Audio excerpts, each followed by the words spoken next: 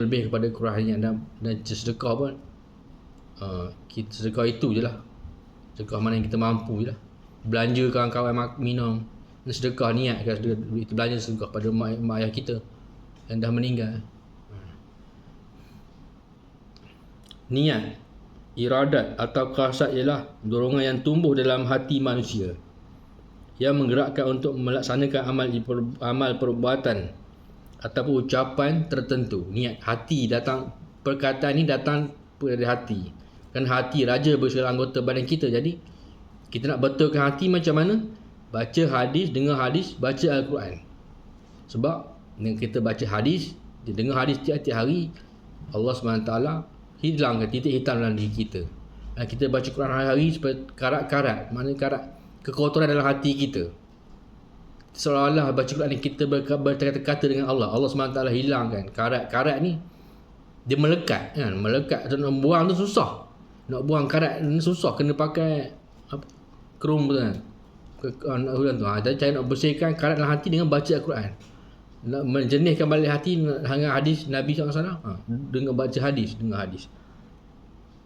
Kedudukan niat itu dijelaskan dalam sebuah hadis sebagai berikut. Yang niat tadi tu dalam hadis ada seorang beritahu dari Amirul Mukmin Abu Hafsah Umar bin Khattab radhiyallahu anhu berkata, saya dengar Rasulullah SAW bersabda, sesungguhnya segala amal perbuatan bergantung kepada niat, dan sesungguhnya tiap-tiap orang memperolehi sesuatu dengan niatnya. Barang siapa yang berhijrah kepada jalan Allah dan Rasulnya, maka hijrahnya itu kepada Allah dan Rasulnya. Barang siapa yang berhijrah kerana ingin memperolehi dunia atau untuk mengahwini seseorang wanita, maka hijrahnya itu ialah ke arah yang ditujunya itu. Hadis riwayat Bukhari dan Muslim.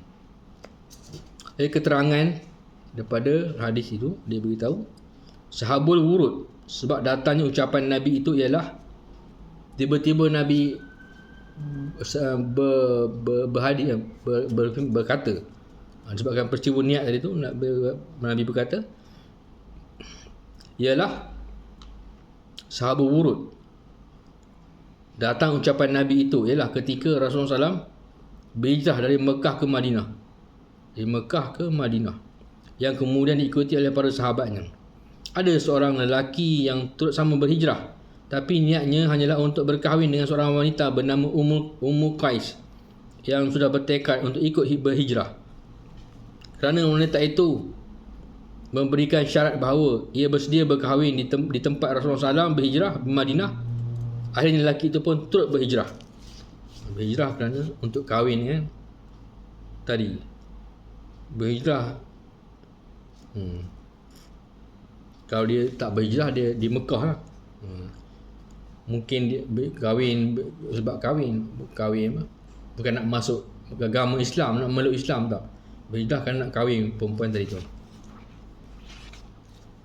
Peristiwa itu diketahui orang. Lalu ditanya kepada Rasulullah SAW, apakah dengan motif itu diterima? Berhijrah kerana berkahwin, bukan kerana Allah, berpahala atau tidak? Baginda menjawab, secara umum seperti hadis tersebut. Menurut hadis itu, tiap-tiap amal perbuatan mesti berlandaskan niat, dan nilai amalan yang dikerjakan itu pada sisi Allah bergantung kepada niat orang yang mengerjakannya atau kepada nawaitunya. Jika niatnya baik, maka amalannya akan